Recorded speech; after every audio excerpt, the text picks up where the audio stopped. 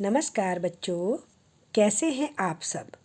बच्चों, आज हम अनेकता में एकता के प्रतीक भारतीय पर्व यानी त्योहारों का महत्व के विषय में अनुच्छेद लिखेंगे। बच्चों, जैसा कि आपको पता ही है, भारत एक धर्मनिरपेक्ष राज्य है। धर्मनिरपेक्ष का मतलब क्या होता है?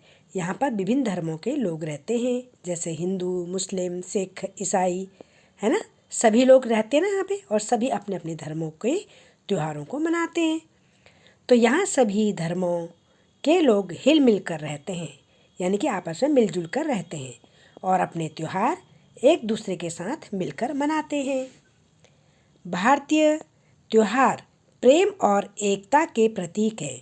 सभी त्योहार, चाहे वो दीपावली हो, होली हो, ईद हो, गुरुपूरब हो या क्रिसमस हो, सारे त्योहार क्या हैं? एकता के प्रतीक हैं। सबको मिलजुल कर रहने की सीख देते हैं।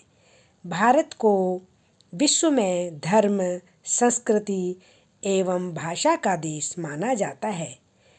क्यों माना जाता है? इसलिए माना जाता है क्योंकि यहाँ पे विभिन्न धर्म के लोग रहते हैं और सबका जो कल्चर है, सबका जो रिलीजन है ना, सबकी लैंग्वेज डिफरेंट है, लेकिन उसके बाद भी सब लोग आपस में मिलजुल कर रहते हैं। यहाँ इतनी विविधता है, यानी कि इतनी भिन्नता है कि पूरे विश्व में किसी देश में नहीं होगी। फिर भी भारतीय परंपरा एवं त्योहारों में अनेकता में एकता के प्रतीक हैं।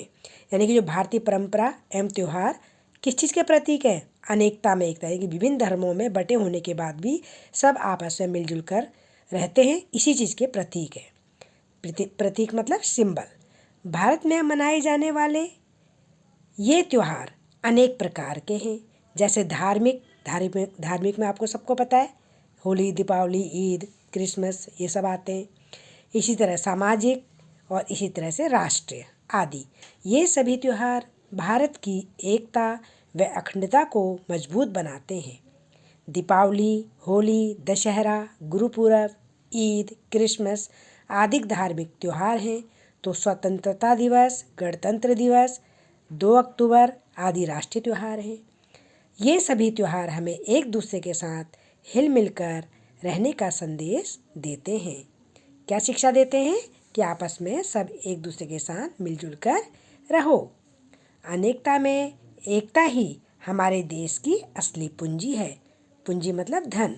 तो हमारा वास्तविक धन क्या है? कि हम सब लोग मिलकर एक साथ रह रहे हैं, मिलकर रहें, यही हमारा असली धन है।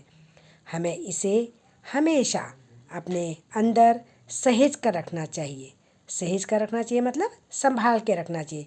कभी भी दूसरे के साथ लड़ाई झगड़ा नहीं करना चाहिए, है ना। सबसे मिलजुल कर, सबके त्योहारों को एक साथ मनाकर आपस में प्रेम से रहना चाहिए। तो यही हमारे त्योहार हमें सीख देते हैं।